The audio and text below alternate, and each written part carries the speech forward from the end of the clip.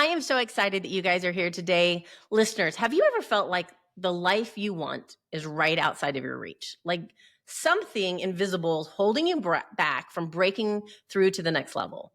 Maybe it's fear, maybe it's doubt, maybe it's the weight of your past. I don't know. It could be something, but there's something telling you that it's too far. You're not going to get there.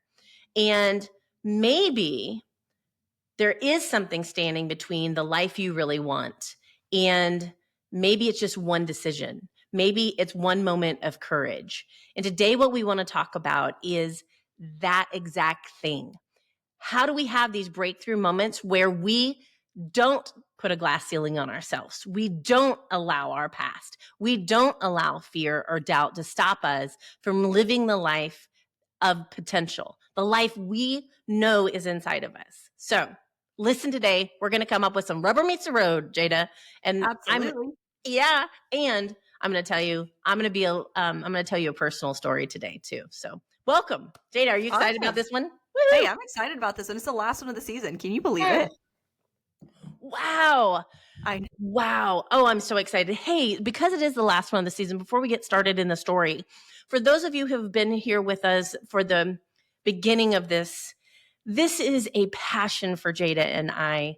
Yes, we have Referral Roadmap, which is a business which goes along with our Athena Captain business consulting business. But this is a labor of love. We want to use this in order to help you no matter where you are in life or what you do for a living, to be able to understand your potential. So if you have ideas of how Jada and I can make this podcast better, please put it in the comments.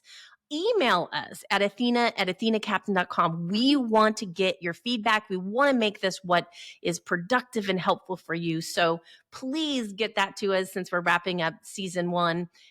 We just want to make sure that you know we're an open book. We're open to criticism and feedback. So with that, I do want to get into a story. So in this first season, I've told you guys a lot of stories about my childhood and some of the rough stuff that has happened in my childhood. But today, I want to talk about something different, Jada.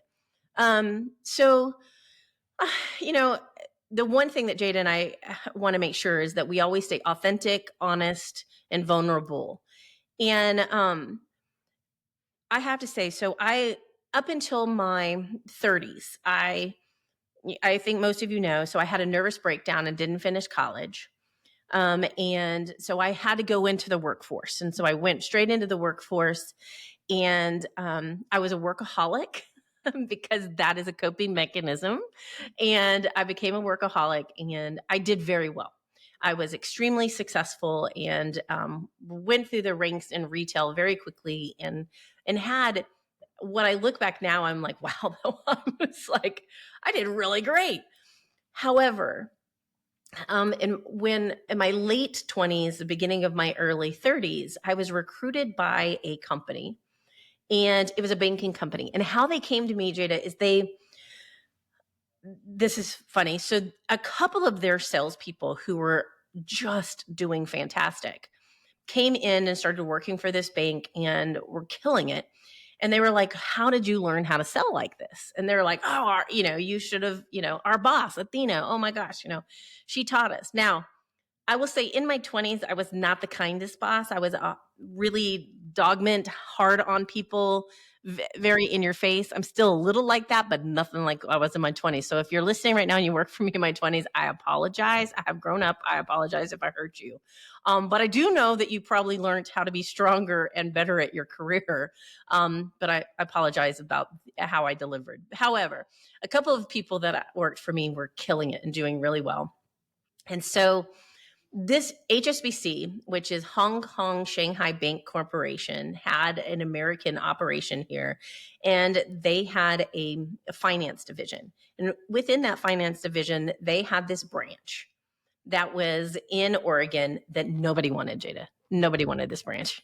It was failing, and anyway, it had a lot of internal turmoil. It was not stellar. And what made it even worse, friends, is it was the like grape on the white shirt in a district and region that was phenomenal. And then this was the one thing that sucked. Okay. So this branch. So in this branch, no one in the company wanted this branch because they were like, if we take that branch on, our career is over, it's done. So the company came, and Steve Turner was the district manager at the time. And he came to me. I was working in retail, and he said, hey, two of the people that you have trained are some of our best. We'd like to recruit you to come over and be a manager. Anyway, make a long story short, it took him a second to convince me. And the other piece that was difficult, friends, is HSBC had a policy that you did not become a branch manager unless you worked your way up. That was the company policy. And I will tell you, there was reason for it. There was complexity that you really needed to work your way up to understand each role to be effective. So please, it wasn't because they were trying to be elitist. There was actually a reason for it. But again, nobody wanted this. So they recruited me, and he got me convinced and shipped me down to San Francisco, where I had a panel interview with a group of people because they wanted to change company policy to go ahead and bring me in as a branch manager.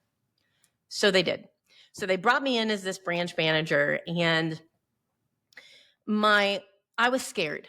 I don't have a college education. This is a brand new industry. I had excelled in retail, and I thought, and I really thought in retail I was going to become a corporate trainer. That was the next step. Macy's Corporation was already grooming me to become a corporate trainer, and I thought, that's where I'm going to go. That's what I'm going to do. And but I went ahead and made this change. And when I did, one of my first meetings with the team, they were all males, and they quickly let me know I hadn't earned the right to be in the room. I hadn't had to go through all of the challenges and promotions they did to get in the room, and that, frankly, they were not going to help me succeed. They didn't want me there. And you can agree with that. You can be sad for that. But you know what? Corporate America is cutthroat. I think some of current, I think currently people are a little too soft. Sometimes life is hard. Sometimes going to the next level is hard. If you're always looking for it to be easy, you're going to miss amazing opportunities. Easy doesn't always get you to have the breakthrough you want. I really want you to hear that. This whole attitude that I only want to do what is easy in life because it makes me feel good is not going to get you growth. I'm not talking about putting yourself in a fully traumatic situation, which this kind of was, but I am saying be uncomfortable in order to grow. If you want to make sure that your past or your lack of education or something like that does not stop you, then don't be afraid to show up and do the hard. Jada, every time we have this podcast, she says, do it messy, do it scared. And sorry, I'm getting on a little high horse, but I am like, you cannot become all your potential if we're being Piglet. I always think, I love the Tao of Pooh book, and it's like Piglet is like, oh, I'm so worried. We can't do that, right? We can't live like that and really achieve our full potential. So here I took this, I get in there and they're like, we're not going to help you. And I'm going to be honest. I left that board meeting. I was staying in a hotel because I was being trained in Portland, and the branch was in Springfield, Eugene area in Oregon. I got through that day. I went back to my hotel room, Jada, and for 10 days straight, every night after work, I cried myself to sleep. Cried myself to sleep. And by the way, I'm not a weak person, but it was hard. And in that moment, I had to make the decision, okay, they don't want me here, but are you going to let them decide your future? Are you going to let them determine what you're capable of? Are you going to let this hard circumstance stop you from doing what you think you're capable of doing? And so this is what I want you to hear. If you are listening to this and you are like, oh, I don't know if I can take a chance on myself. I want you to know you take a risk on yourself. I took a risk. Could I fail? Jada, could I have failed? Definitely. Absolutely, I could have failed. Absolutely, right? Could I have curled up in a ball and cried and said, nobody likes me here. It's going to be hard. Poor, pitiful me, and quit? I could have, right? And sometimes I wish I did, but but I didn't. And here's what I did instead. And this is what I want you guys. Take a chance on yourself. If you fail, you only learn. If you fail, you only learn. I want to interject another story. I have a current coaching client that is one of my favorite. Her name is Shannon. And she just got this opportunity for this huge promotion to move to Dallas. And when she and I were having the conversation if she should take it or not, we had to talk about that she could fail. That she could fail. This is a new division, a new wing of an entire company that she's going to oversee. Could she fail? Yes. But here's what I told her. The only failure you'll truly have is if you don't try. That's it. If you don't go out there and give it your all, then you have failed. But the other thing I told her is, I doubt she fails. I doubt she fails because she will take the risk. She'll put in the work. She'll get the coaching. She'll do what it takes to persevere. But she could have just said, this is too much. I'm not going to do it. But that's not what I encouraged her to do. And so she's taking that leap. And I know she's going to be successful. I'll be her coach along the way. And I will do everything in my power to make sure that she is able to be as successful as possible. But going back to the HSBC thing, this is what I want you guys to hear. After 10 days of the crying myself to sleep, it didn't get easy. Jade, it didn't get easy. Yeah. It didn't.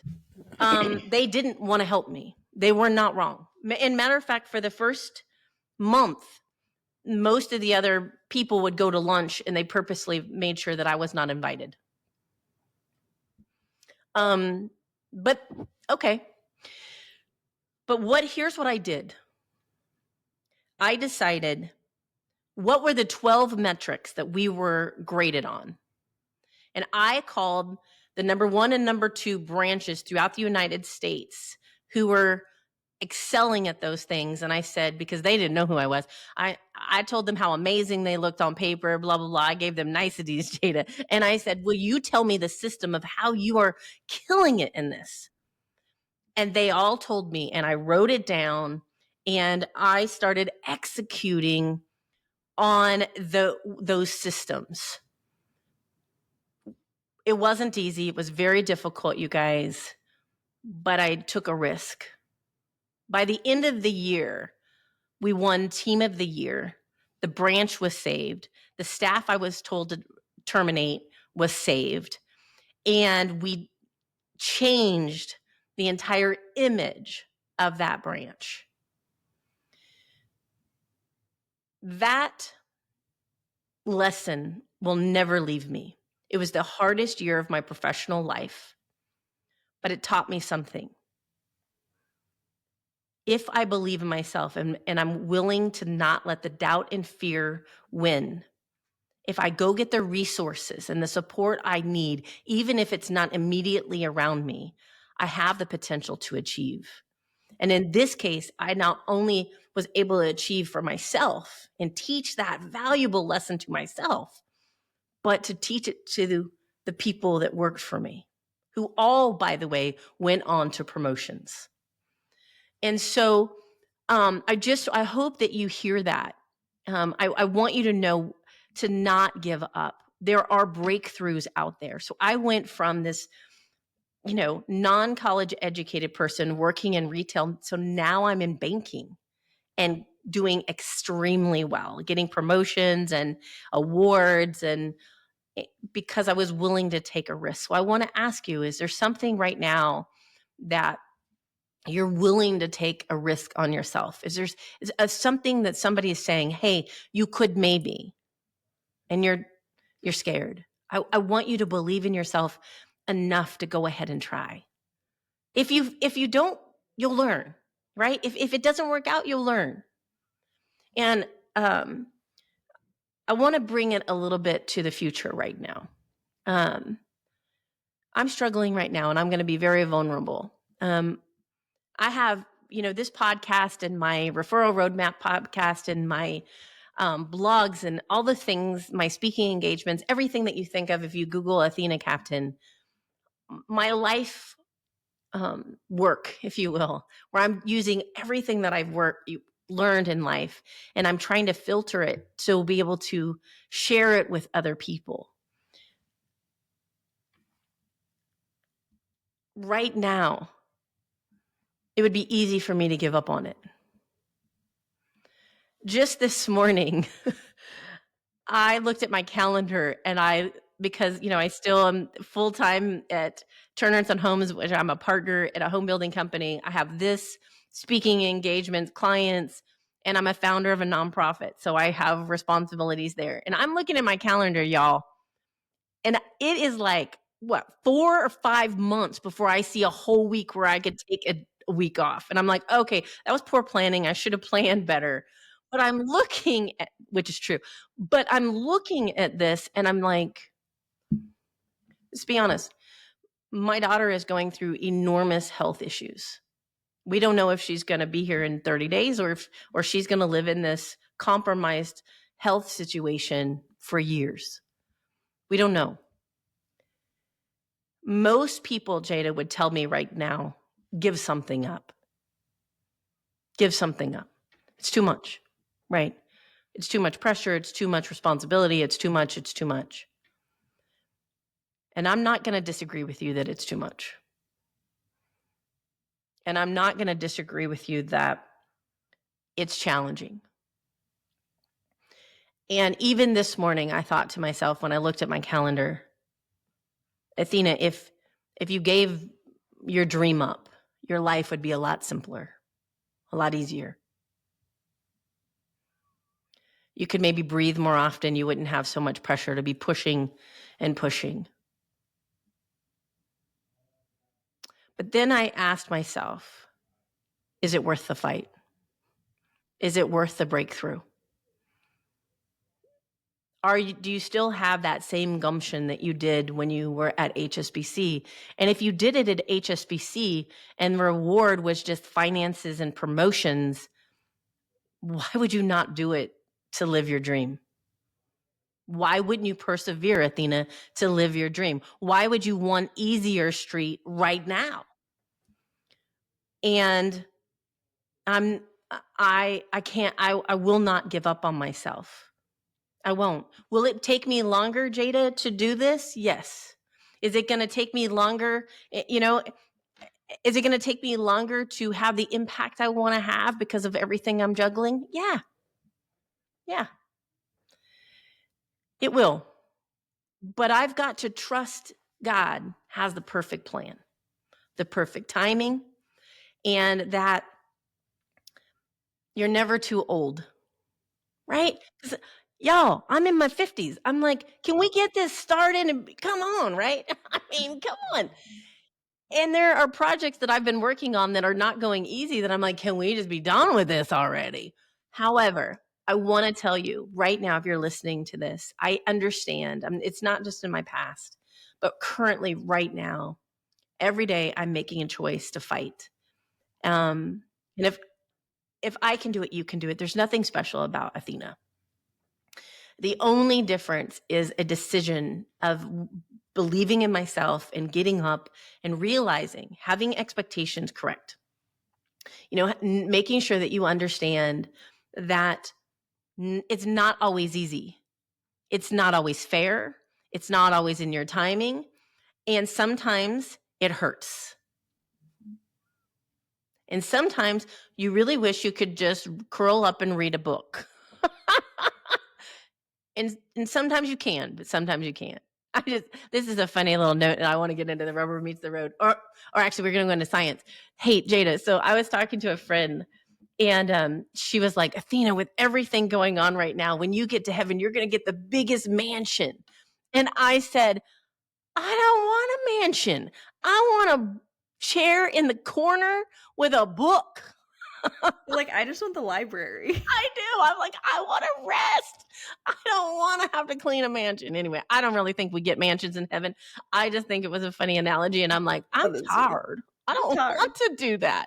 But if I say this, and I'm saying it from my heart, you guys, it's not easy. It would be easy for me to get up tomorrow and say, you know what, one business is enough. I don't need to do this other thing. But I think that you matter. So, listeners, I'm doing this because I think we can bring you information, and we can bring you people that you can see that you matter, you have potential, that you can have breakthrough. I'm never going to lie to you about what's going on in my life. I will always be transparent and honest. And I don't know what the future holds for me with my daughter, but I do know she wouldn't want me to quit either. I do know that. If she had words, I know she'd be like, no, get up, mom. Come on, let's go. But It reminds me of yeah. there's a movie, hopefully our listeners know what I'm talking about, maybe not, but it's fine. This will just show my youth. But there's a movie called Holes, and in that, they're digging, and one of the guys, he's like, I'm tired of this, grandpa, and the grandpa's like, that's too damn bad. That's what that just reminded me of. Oh my gosh, I may have to watch that. I've not seen that. I may have to watch that. I feel like the grandpa right now. Yeah. Well, I am a grandma, so I guess that's okay. But hey, So you are a grandma. I am to the most lovely, lovely young lady. Hey, so Jada, tell us some science here. Tell me that we've got some science to offer these people some hope. We have the science. Come on. All right.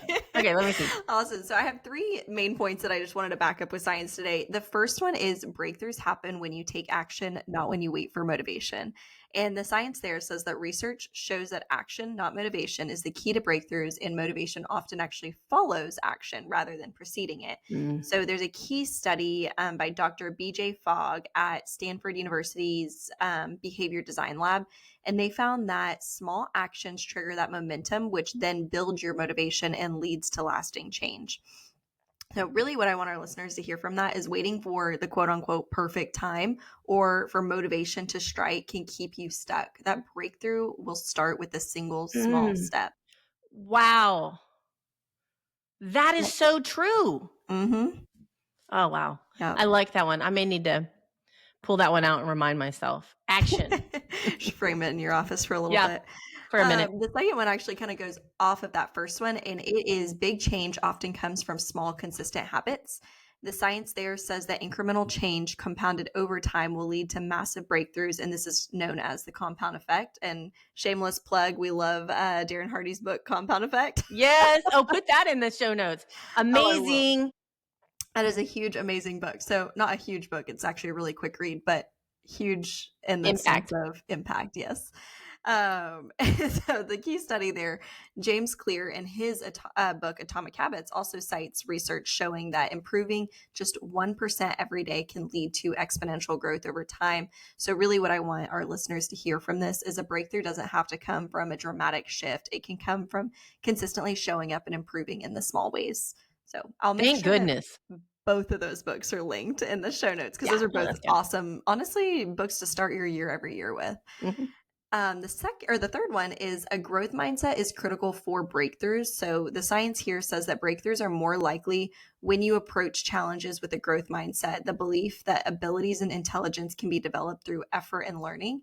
A key study here is Dr. Carol Dweck's research on the growth mindset found that individuals who view obstacles as opportunities for growth are more likely to persevere and succeed. So what I really want our listeners to hear is that seeing failure as a stepping stone rather than a dead end will create that resilience needed for transformational change. Those are good. Those are 3. And there is a book, right, Jada? Can you link all 3 of those book mindset, compound Effect and Atomic Habits. Absolutely. I'll make sure they're Yeah, all linked. perfect. Those are great, great resource books. Yeah. Life-changing books if you'll allow them to be. All right, you guys. So I want to give you some rubber that meets the road, because we talk about the science, which I think is critical. We give you the story, the real life, but what do we do with it? Jada and I really want to make sure that we're not just spewing information to be additional noise, but that we give you action items to change your life. And so one of the very first steps in the rubber meets the road today is silence the self doubt with evidence. I love this. Silence the self doubt with evidence. And how does that work? Self doubt, you guys, thrives when it's unchallenged. Think about this. Self doubt thrives if it's unchallenged. So if you have something you're afraid to do, if you never try to do it, it will compound self doubt in that area. So by confronting it and getting past it and showing that you actually can do it, it weakens the self doubt grip on your heart. So that is that phrase that we say at the end of this pod: do it afraid, do it messy, do it. You may surprise yourself, and most of us do, when we take action like the science says, that those things that hold you captive can be broken.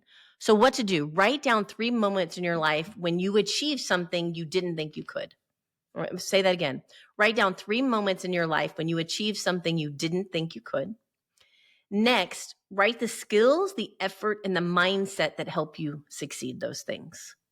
Again, write down the skills, effort, and mindset that help you achieve them.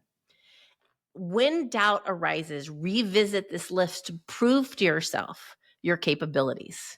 And Jada, I keep saying this. Maybe you'll help me actually make it come to fruition. But we really need to create those success journals, because I tell people every week, write down all of your successes, small, and talk to yourself. Be proud of yourself. It reinforces your brain, your body to keep doing things, and it keeps telling you how smart you are, how capable you are, and you need that to have breakthrough. So maybe Jada will help me actually get the rubber to meet the road there, and before this year's over, we'll be able to do that. I know I'm putting it out there. Jada's like, I'll be the one that has to do it because she won't. Two, You've take, got plenty on your plate. Let's not discount yeah. what you do. Well, and you're more creative than I am. Two, take one bold step today. So why it works. Breakthroughs happen when we act, right? The science said that, not when we wait. There's never going to be a perfect time. Never. Something's always going to come up. The fear doesn't just go away. It's not like you wake up tomorrow and you're just more courageous than you were the next day. It doesn't work like that. You got to get up and you got to say, okay, today is a new day, and today I'm going to do that. And so what to do? Identify one action step that scares you but excites you. I'm not asking you to do something that's petrifying, but something that scares you but also excites you. Something that aligns with your dreams. Something that you're like, I need to do this to achieve my dream, right? Um, Identify what it is and then commit to doing it today, no matter how small. So if it's sending an email that you've been hesitant to do, if it's sharing an idea at a meeting, I'm currently coaching a young lady that has tons of ideas, but a previous leader made her petrified to share her ideas. And so we are working at reigniting her creativity and creating a space for her to feel comfortable sharing those ideas. And it's scary for her, right? And they're fabulous ideas, but it's scary for her. She's doing it afraid. She's doing it anyway, and she'll gain confidence. She'll have breakthrough. And then next, take the first step towards a long-term goal. Start researching a course, right? Or getting a mentor. Don't wait. Don't wait. So I want you to do those practical steps. And then one other, actually, I'm going to have 2. Reframe challenges as opportunities of growth. We talked about in mindset, right? And so instead of saying, this is so hard, I can't do this, or I might fail, just say, what could this opportunity teach me? How could it make me stronger or wiser? What can I learn? I will, if I'm able, Jada, I want to pull back Yeah. With everything going on with Savannah, my daughter, right now, it's so personal and so difficult. I have been really asking, like, what can I learn through this? You know, I can't change what's going on with her medically. But what can I learn from this? What growth can I learn? And it doesn't make the pain go away. It doesn't make the heartache go away, but it is teaching me to look at a different perspective than poor, pitiful me. I'm a victim, right? Growth in hardship gives some purpose and meaning to it. Whoever, if you're listening right now, you will have hardship, you will have loss, you will fail, you will, all of these things. It's the human experience. It's how we react to it, how we make our brain refrain from it. Use it as growth, not debilitation. Don't let it stop you. Just learn from it. Next one, build a dream driven routine. Now I have to have a routine or I'll go cray cray and all over the place and, all the things. And my Baby, brain you and me just both. lights. Huh? What? So you and me both. You are not alone in Oh, that. oh my gosh, yes. But not everybody likes a routine, but I'm going to tell you they're very powerful. Consistency in small steps create massive results. That's the compound effect from Darren Hardy. You want to read that book. He illustrates that very well. So building daily routines that align with your dream will help you have breakthrough, okay? Because your motivation, you're never going to be motivated enough. You just won't.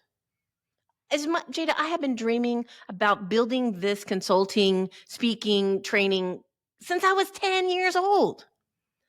There is not enough motivation in my body to get me up and do the hard every day. There isn't.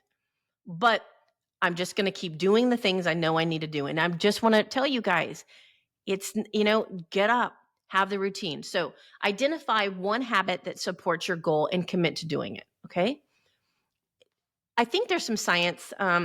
Maybe Jada will help us in the next series, but I know science suggests we don't try to learn more than one or two behaviors. I think they really suggest one new behavior at a time. So try to do one thing at a time. Spend 15 minutes a day, maybe learning a new skill, or start your morning being thankful, grateful. That's a good one. Reflect each evening on a win that you had for the day. Celebrate something that you did. Hold yourself accountable to something. Little baby steps that could change your life. And it's interesting. It doesn't have to be something really huge. I think people think, well, I've got to do this. Oh, pardon me, this huge thing. No, you don't. It can be something really small that you can do, and it will help you have the breakthrough that you want. So your breakthrough, you guys, start with small intentional steps. Silence that self-doubt. Start proving how great you are. You are great. I don't care what you've been through, where you're at today. You have the potential to reframe your life and take on challenges, grow, build your habits daily, and build the life of your dreams. You just do. I only caution you this. Building the life of your dreams doesn't mean easy road, and it doesn't mean painless. But it does mean living this life with intention and purpose and impact. And in a way that at the end of your life, you'll be proud of yourself because you were all in. So think about that. But Jada, where do we go from now? Well, it is the last episode of the season. So if you haven't had a chance to download our season's resource guide, honestly, would just encourage you to go ahead and get that downloaded. It'll be in the show notes below. Otherwise, I will make sure that Carol Dweck's book, Darren Hardy's, and James Clear's books are all linked as well in the show notes. And if you enjoyed this podcast, we would love for you to like and subscribe so you can join us next season. In the meantime, though, you can find us just about anywhere on social media or on your other streaming platforms by searching Athena Captain. She has a pretty unique name, so it's kind of hard to miss her. But with this being the last season or that last episode, that we do want to leave you with something serious, and that is that this is not your practice life. So do not wait for it to be perfect. Start messy, start scared, just start, because nothing changes until you do. Take one step today toward the life you want and dare to share it with us. We'll be here standing with you every step of the way. We'll see you next season. Bye. Yay. Next season. Woo.